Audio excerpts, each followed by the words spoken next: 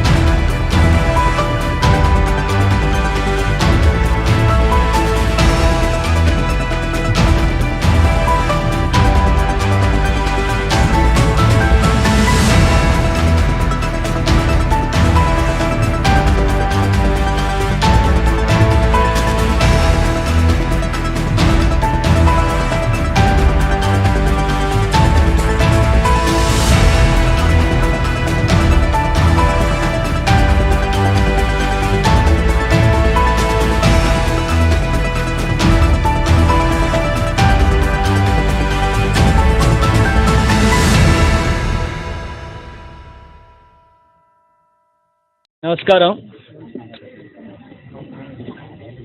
మరి మీరు చూస్తున్నారు ఈ మధ్యకాలంలో మన ఎన్ని రకాలుగా అభివృద్ధి కార్యక్రమాలన్నింటినీ కూడా అటు అర్బన్ కానివ్వండి, జీవీఎంసీ కానివ్వండి, అభివృద్ధి సంక్షేమం 2 కూడా ఏ రకంగా కొనసాగుతుందంటే మీరు అందరూ కూడా చూస్తున్నారు. మరి ముఖ్యంగా ఈరోజు చూసుకుంటే కేవలం మన పెందుర్తి మండలానికి సంబంధించి పినిగాడి, గొరపల్లి మరియు పెదగాడి సచివాలయాలకు సంబంధించి సుమారుగా 4,42,00,000 రూపాయలకు సంబంధించినటువంటి అభివృద్ధి కార్యక్రమాలకు శంకుస్థాపనలు మరియు ప్రారంభోత్సవాలు మనం చేసుకోవడం జరిగింది.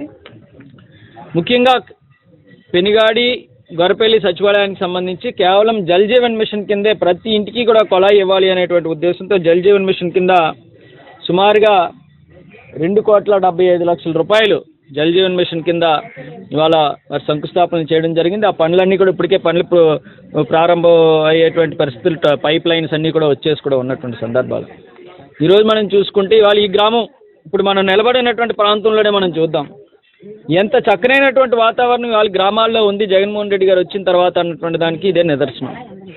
గతంలో ఎవరికైనా ఏదైనా ఇబ్బంది ఉంది అంటే హెల్త్ పరంగా ఒక డాక్టర్ దగ్గరికి వెళ్ళాలంటే పెందుర్తి సిహెచ్సికి వెళ్ళాల్సిన పరిస్థితి, ఇక్కడ నుంచి ఒక ఆటో లేకపోతే ఎవరినో అడిగో బండి మీదో దేని మీదో వెళ్తే కానీ ట్రీట్మెంట్ అందలేనటువంటి. కానీ ఈరోజు ఈ గ్రామం పరిధిలోనే ఒక వెల్నెస్ సెంటర్, ఒక హాస్పిటల్ని ఏర్పాటు చేసి 105 రకాల మందులన్నీ కూడా ఇక్కడ ఏర్పాటు చేసి డాక్టర్లని, నర్సుల్ని, ఏఎన్ఎంలని పెట్టి వైద్యాన్ని వాళ్ళ ఇంటి గుమ్మం దగ్గరికే. దీని ఎదురుగా చూసుకుంటే మనం రైతు భరోసా కేంద్రం, మనకి విత్తనాలు కావాలన్నా, ఎరువులు కావాలన్నా మండల హెడ్ క్వార్టర్స్కి వెళ్ళి గంటల లైన్లో నిలబడేటువంటి పని లేకుండా అవన్నీ కూడా ఈ గ్రామంలోనే అందించేటువంటి విధంగా ఒక నూతనమైనటువంటి సచివాలయం బిల్డింగ్, అదేవిధంగా పూర్తిగా అభివృద్ధి చెందినటువంటి నాడు నేడు ద్వారా అభివృద్ధి చెందినటువంటి స్కూల్స్ కానివ్వండి, ఇన్ని రకాలుగా వాళ్ళ అభివృద్ధి కార్యక్రమాలు జరుగుతున్నాయి. గ్రామాల్లో ప్రజలు గ్రామం దాటి ఏ అవసరమైనా విత్తనాలు కావాలన్నా, డాక్టర్ కావాలన్నా, మందులు కావాలన్నా ఊరు దాటి వెళ్ళే పని లేకుండా అన్ని గ్రామంలోనే అందించేటువంటి విధంగా ఇన్ని రకాలుగా ఈ ప్రభుత్వం ఒక పక్క సంక్షేమ కార్యక్రమాలు ఇస్తుంది, ఒక పక్క అభివృద్ధి చేస్తుంది. ఇవాళ ఇన్ని సంక్షేమ అభివృద్ధి కార్యక్రమాలు చేస్తున్నటువంటి ముఖ్యమంత్రి గారిని ఓడించడానికి ఇవాళ అన్ని పార్టీలు కూడా ఒక్కటవుతున్నాయి. జగన్మోహన్ రెడ్డి గారిని ఓడించడమే వాళ్ళ లక్ష్యం అంట. దేనికి ఓడించాలి? ఇవాళ మీరు ఎన్ని మాట్లాడినా సరే ప్రజలందరూ కూడా గమనిస్తున్నారు.